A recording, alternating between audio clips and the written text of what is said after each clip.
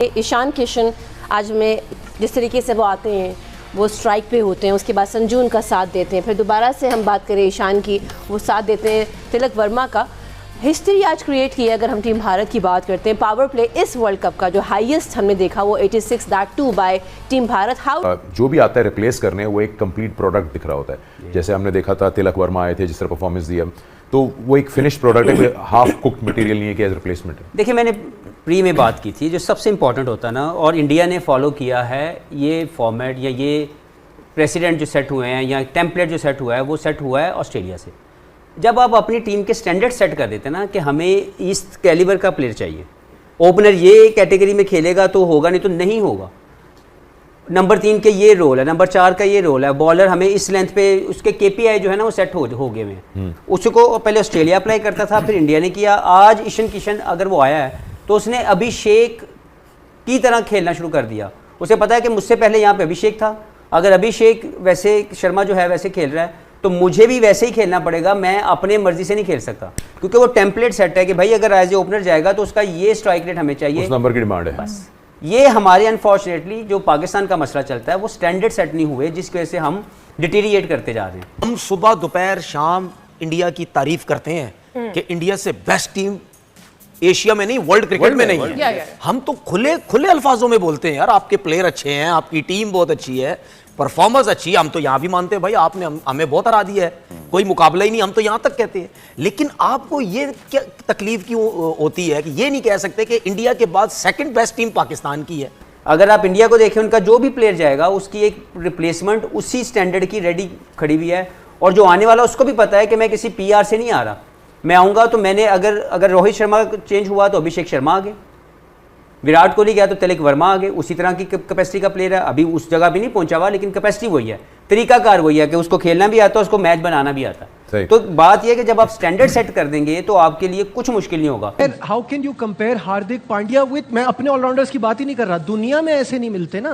मतलब वो जिस लेवल का ऑलराउंडर है, पहले तो उस लेवल का ऑलराउंडर कोई हो ना, वो बैटिंग में आएगा तो वो लगेगा कि ये बैट्समैन है, वो जब उसका बॉलिंग में दिन होगा तो लगेगा वो बॉलर है। दुबे बैटिंग ऑलराउंडर है, बॉलिंग दुबे भी बैटिंग ऑलराउंडर है। हार्दिक पांड्या एक प्रॉपर ऑलराउंडर है, बैटिंग में भी उतना। देखिए मेरी बात सुनिए, मैं बात जो स्किल लेवल का फर्क नहीं है, मैं डिसएग्री करता हूं इस चीज से। स्किल लेवल का फर्क नहीं है, कॉन्फिडेंस का फर्क है, और कॉन्फिडेंस हमेशा आपको आपका सिस्टम दिलाता है। आप भी अपने प्लेयर्स को दो कॉन्फिडेंस। क्यों वासिद भाई, आप कॉन्फिडेंस दो तो आपको भी वो जो है वो वाला काम करके देंगे। शेब इतना कॉन्फिडेंस से खेलते हुए आ रहे हैं एक साथ, और क्या चाहिए कॉन्फिडेंस? भाई हमारे यहाँ तो शोर मचता है जब, तो मुझे हमारा बेस्ट ऑफ द बेस्ट कौन था? अगर भी अभिषेक शर्मा अगर पाकिस्तान के खिलाफ नहीं खेलते सपोज, तो हमें इसका कितना फायदा होगा, क्योंकि बैकअप प्लान ईशान किशन की सूरत में उनके पास मौजूद है।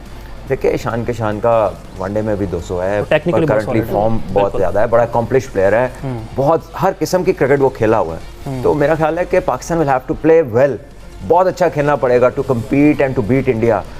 ये इंडिया की टीम इज़ नॉट लाइक कि जी वो चला गया एक प्लेयर तो अब उसकी वनरेबिलिटी आ गई तो दूसरा कौन खेलेगा। Sanju Samson is as good a player, South Africa में 100 किए, T20 में, सब कॉन्टिनेंट में जो उसके IPL में रिकॉर्ड्स हैं वो सबके सामने हैं। आज भी उसने 200 प्लस के स्ट्राइक रेट से 22-23 जो रन्स किए, ऊपर 3 छक्के लगाए आके।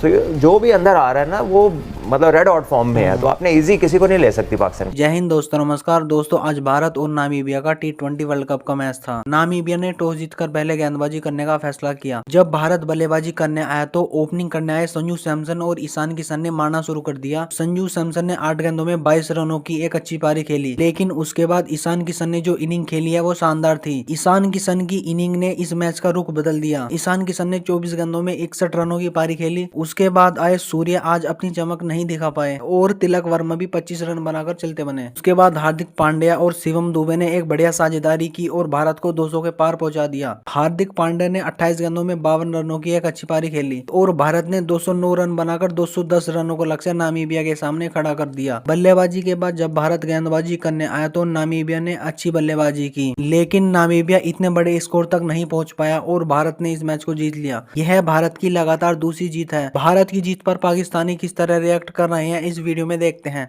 देखिए इंडिया का स्टार्ट बड़ा ज़बरदस्त था। इट्स जस्ट दैट कि एक वो रन आउट हुआ बीच में, दैट ट्रिगर्ड और उसके बाद क्योंकि ये इतना अच्छा स्टार्ट था maybe they were looking to score 250 Yes. जिसकी वजह से विकेट्स गिरी एंड देन फिर वो रीएडजस्ट जब किया उन्होंने तो फिर 210 कर लिया which would have been good enough anyway for this team. So I think difference बहुत ज़्यादा फर्क है टीमों में।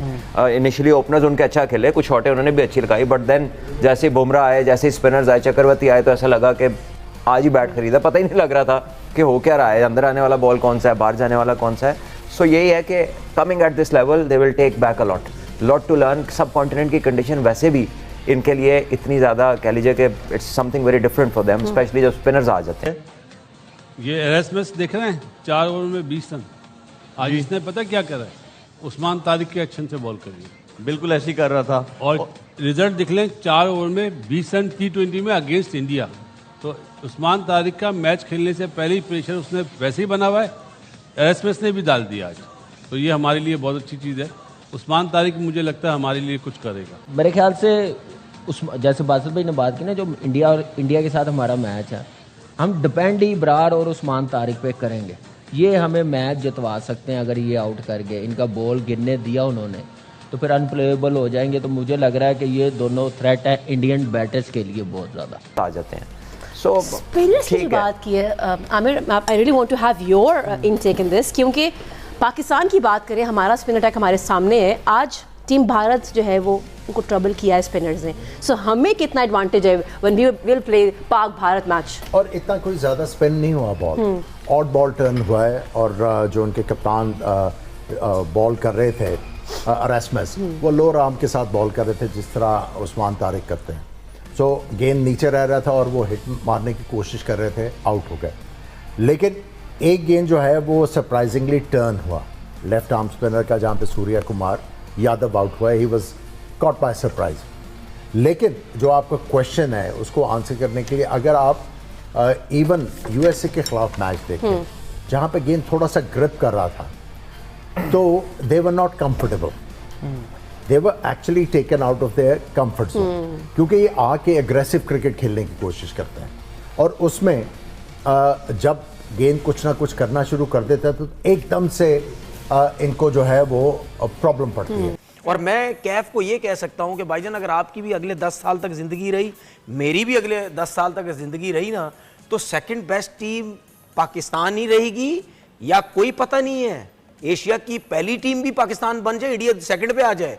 क्रिकेट का कुछ पता नहीं है, टैलेंट का कुछ पता नहीं है। 7 ओवर्स में 104 रन जैसे ही स्पिनर्स आ गया है नामीबिया के, तो बिल्कुल घबरा गए इंडियन के बैटर्स। सूर्य कुमार यादव की अगर बात करें, वो भी अच्छा परफॉर्म नहीं कर पा रहे, और अभिषेक आपको पता है हॉस्पिटलाइज्ड हैं। तो ये रीज़न भी हो सकती है कि भारत स्पिनर्स के आगे स्ट्रगल कर रहा है। देखिए, स्पिन जब ग्रिप होकर स्पिन होता है ना, तो अगेंस्ट अ गुड स्पिनर आपको प्रॉब्लम होती है। Doesn't matter how good you are. हमने देखा है इंडिया टेस्ट मैचेस आ रहे हैं इंडिया में because they lost the toss, तो चौथी इनिंग में वो मुश्किल हो जाता है। तो जब जैसे आमिर भाई ने कहा ना कि ग्रिप हो रहा था, अगर ग्रिप होगा तो पाकिस्तान को एडवांटेज है, but then Pakistan batting would need to respond because वो फिर बहुत हाई स्कोरिंग मैच नहीं होगा।